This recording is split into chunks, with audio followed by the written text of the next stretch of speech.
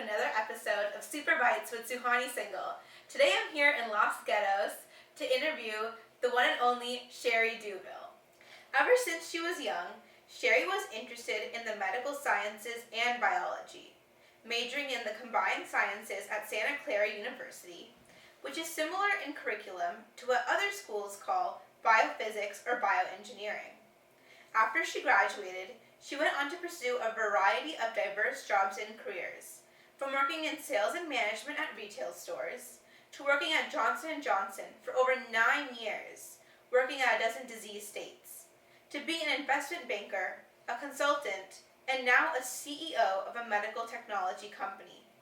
Her company, Medigram, creates real-time discussion among physicians via a mobile app in order to limit the number of deaths caused by miscommunication in hospitals. Along with beginning at Medigram, Sherri has gotten involved in computer science and technology in order to completely understand the product and all the code that goes behind it.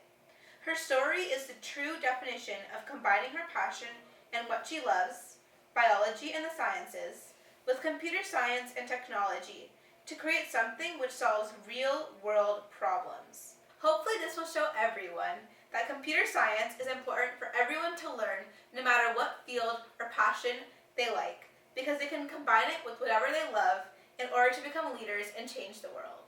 Stay tuned for the episode.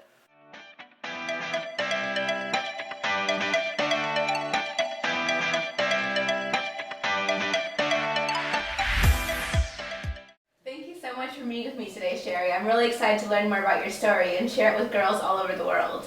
You're welcome, Suhani. It's a pleasure to be here. Thank you for inviting me. Your career path is very impressive and extremely diverse, from working in sales and retail to being an investment banker and also a consultant, and now even the CEO of a medical technology company.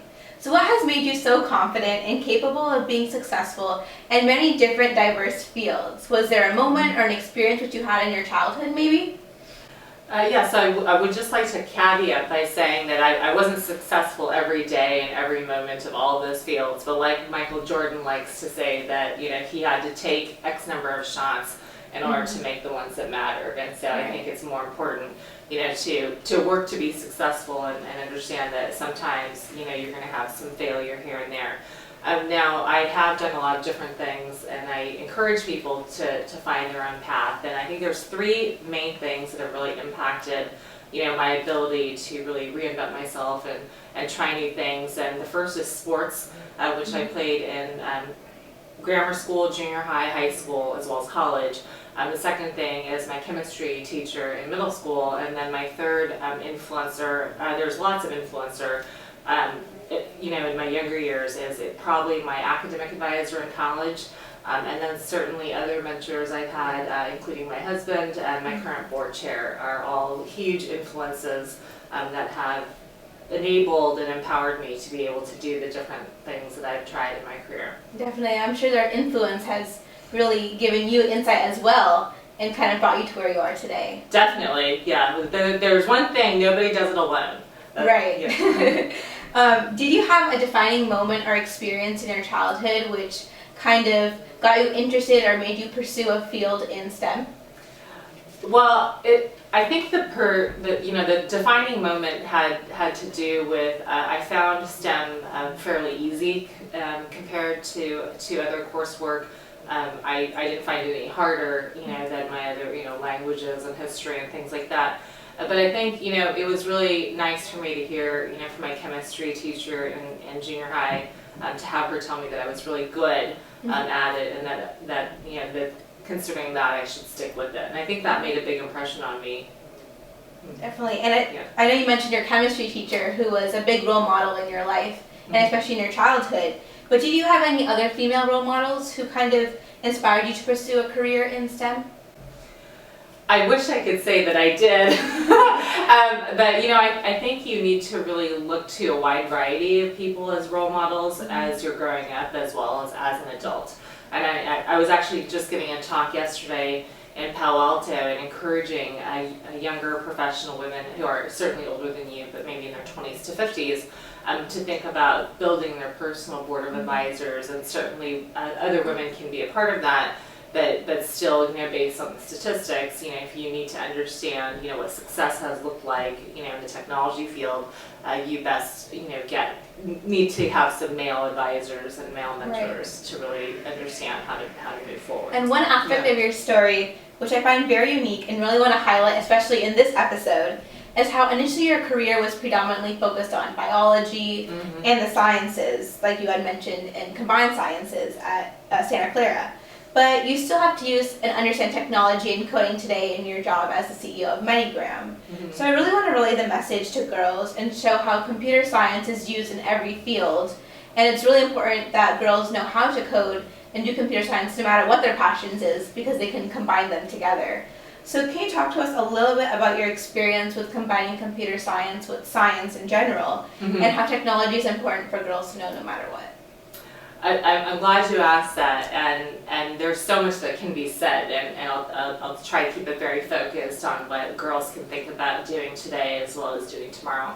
It's never too late to learn computer science. There's so many resources that are available. Harvard gives its CS50 class for free online, and there's a ton of free classes that you can take online, and there's also low-cost online options. I always encourage anybody who's even curious about it to at least understand how to open a terminal and write some code and see the impact of it. I think that's really important. Now, as a CEO, we're solving the problem that doctors can't communicate quickly because phones were never made for healthcare environments. Messages, iMessages, even most business-to-business chat apps, they're not secure enough, for healthcare, because healthcare is a high-stakes, security vertical. And then also because of the interference, they don't get their messages, their iMessages for 2 to 8 hours, and so they really need a specialized solution. So we're in a unique situation where I came to the table with a lot of domain expertise, having worked in healthcare for over 10 years in biopharma as well as medical devices.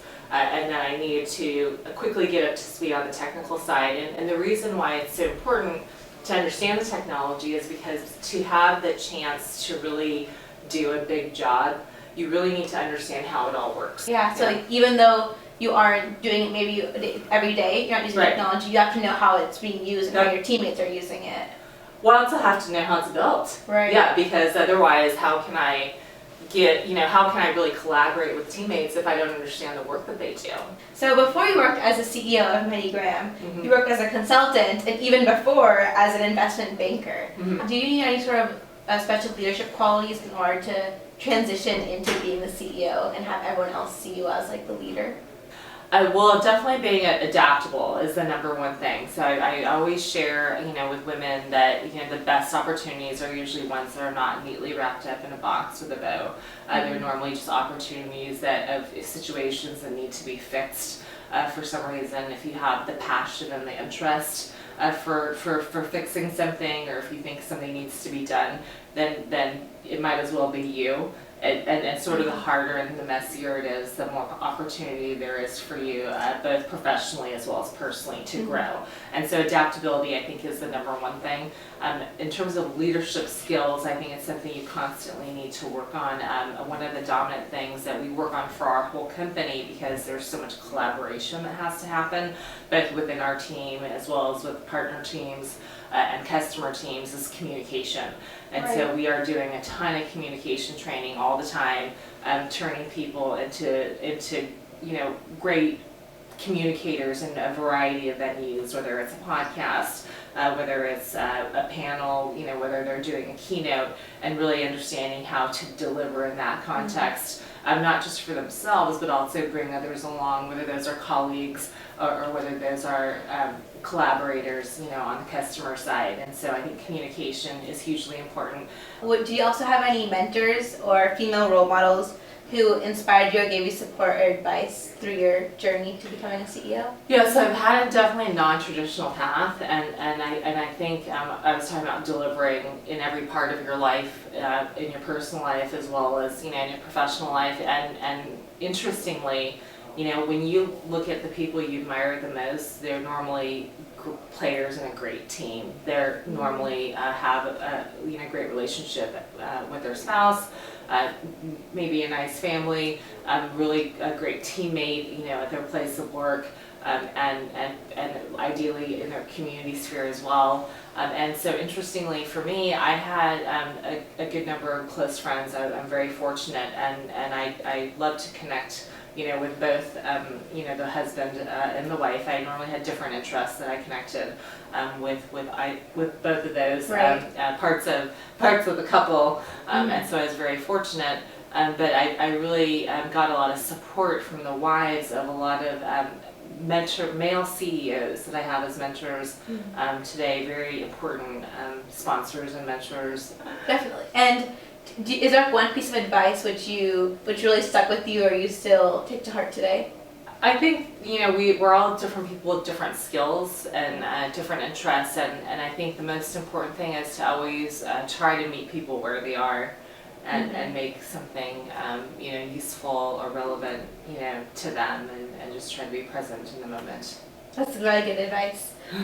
So Medigram has 4 tenets: ethics, clear objectives, communication, and developing people. Yeah. And I think developing people is really important, as we talked a little bit about it earlier. Yeah. So why do you think that this is important in the workforce, and how do female leaders play their part in this role? Yeah, so I think female leaders have an important role. I think that they can bring a very nurturing component to their leadership style, and I think that's really good.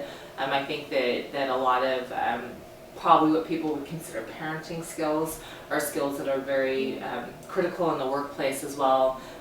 Because there's the challenges from the soccer field turn into the challenges in the corporate environment, and having a support network, and then somebody to coach you, and I think coaching is super important. And I think that a lot of women who've had either had kids or had somebody in their life that they have a lot of experience coaching and mentoring are really good leadership candidates in the current environment. So as you're advancing through your career, how did you maintain a work-life balance? Because I know that's something which is really important, having a life outside of the office and outside of work. So do you have any fun interests or hobbies which you like to do?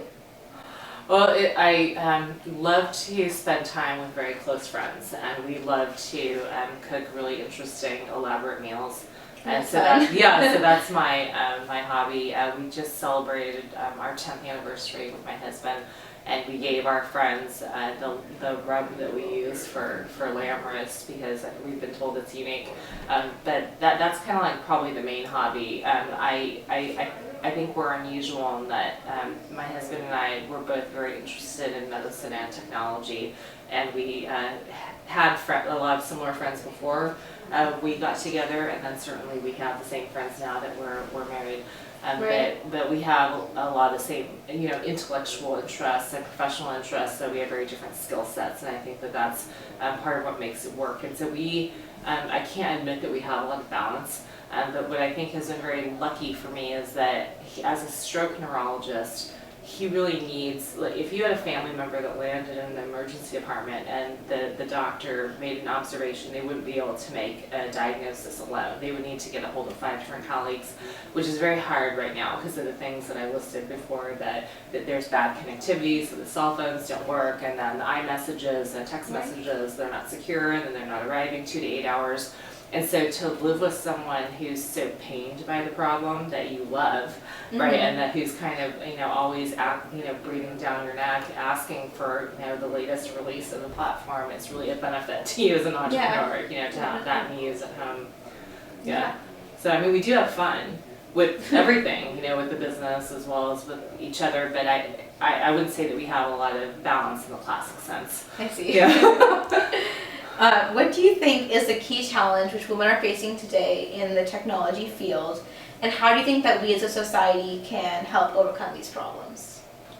That's a great question. So I think the key challenge for a lot of people, including women, is just a lack of leadership, and that's why I'm really passionate, about leadership, about developing leaders, about constantly working on my skills and finding the best leaders I can to learn from. And I think that for women, thinking about, how do they map out, their leadership journey.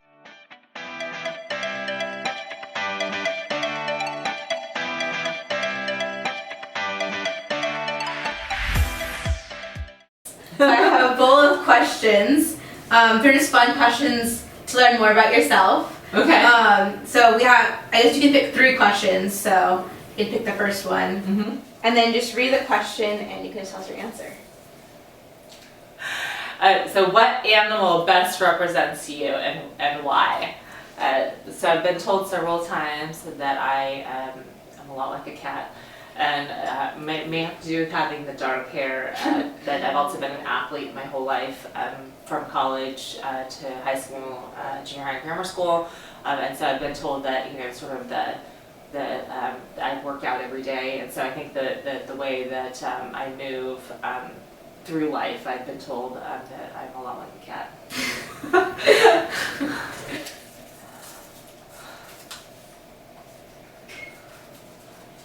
Describe yourself in 3 words. So I would say I have been called bold, tenacious, and energetic. Yeah. Okay, one more question. One more question, okay. If a movie was made of your life, what genre would it be and who would play you? Okay, that's really interesting.